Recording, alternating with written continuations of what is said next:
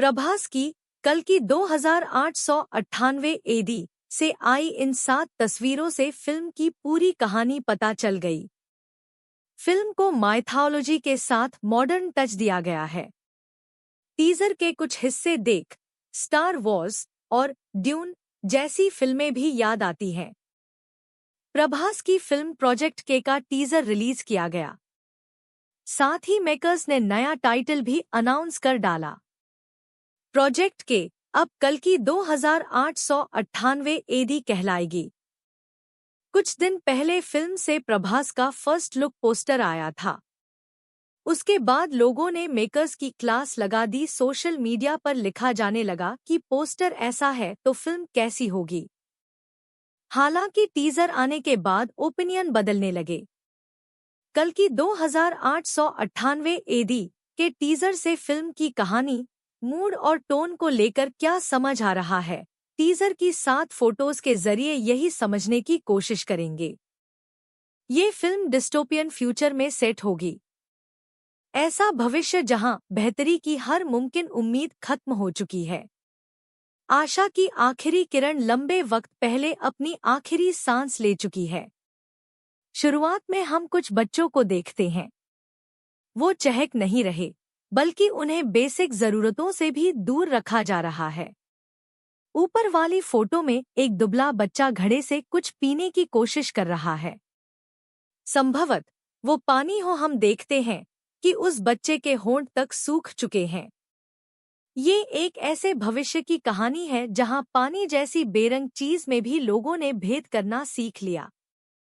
इन बच्चों को मुफलिसी में कौन रख रहा है? इसका जवाब शायद ये तस्वीर हो। फोटो के बीचों बीच काले लिबास में एक शख्स है। शायद वही इस दुनिया पर राज करता है। अमेरिकी लेखक जॉर्ज ऑरवेल ने डिस्टोपिया पर जो काम किया वो पढ़ने लायक है। उनकी किताब 1984 में बिग ब्रदर नाम की ताकत पूरी दुनिया को चलाती है।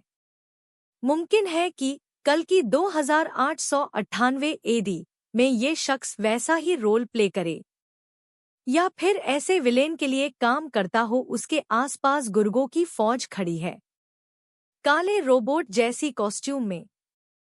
उनके हाथ में इंटरेस्टिंग किस्म के हथियार हैं। हाथ में पकड़ने के हिसाब से वो खड़क जैसे हैं, लेकिन मॉडर्न टच के साथ। शायद उन्हें लेजर गन की तरह इस्तेमाल किया जाए। कल्कि 2898 एडी अच्छाई और बुराई के बीच की कहानी होने वाली है। टीजर ने भी ये बिना सटल हुए पूरी तरह क्लियर कर दिया। नेगेटिव किरदारों को काली पोशाक दी गई। उनके हथियार से लेकर उनके आसपास के माहौल के रंग में भी अंधेरा ढला है। जहां जुल्म होगा वहां अवरोध भी पनपेगा। उनसे लड़ने वालों की भी अपनी फौज है। उनके हथियार से लेकर लिबास तक सफेद हैं। सत्य और असत्य को सफेद और काले रंग में बांट दिया गया। ये कोई नया तरीका नहीं। लंबे वक्त से सिनेमा में रंगों के जरिए विचारधारा दर्शाई जाती रही है। फिल्म में प्रभास विष्णु का रोल करेंगे। टीजर आने के बाद ये बात पुख्ता हो गई है। हिंदू माइथोलॉजी के अनुसार कल्कि विष्णु का आखिरी अवतार होगा। वहां लिखा गया कि घोर कलयुग आ जाने पर कल्कि अवतरित होगा। टीजर को देखकर लग रहा है कि भगवानों में आस्था को नष्ट किया जा रहा है। हम एक शख्स के हाथों में छोटी मूर्ति देखते हैं। ये शिव की मूर्ति लग रही है, हाथ में त्रिशूल और नंदी पर सवार। इस शख्स के हाथ प्रार्थना में मुड़े हैं। शायद ये भगवान से धरती पर आने के लिए प्रार्थना कर रहा है। ऐसे में कल्कि का अवतार आएगा। कल्कि के अवतार में प्रभास। यहाँ भगवान को टिपिकल राजा रवि वर्मा पेंटिंग की तरह नहीं दिखाया गया। कल्कि को मॉडर्न बनाया है। हम उसके हाथ में कोई हथियार नहीं देखते, लेकिन देखकर लग रहा है कि उसका कवच शक्तियों से लेस है। बाकी उसकी शक्तियां फिल्म आने पर ही क्लियर हो पाएंगी। मुमकिन है कि फिल्म में दीपिका का किरदार ग्रे होगा, या फिर वो ऐसी इंसान है जो विलेन लोगों का भेद जानने के लिए उनकी सेना में जा मिली है। इस शॉट में दो वजहों से आपका ध्यान दीपिका पर जाता है। पहला तो कैमरे का फोकस ही उन पर है, दूसरा बाकी सभी फौजियों की नजर एक तरफ है, यानी उन्हें अपने मकसद को लेकर कोई आंतरिक असमंजस नहीं। जो उन्हें समझाया जा रहा है वो वैसा ही करेंगी। दूसरी ओर दीपिका को इन बातों पर यकीन नहीं, वो ऐसे सिद्धांतों के लिए खड़ी नहीं होती।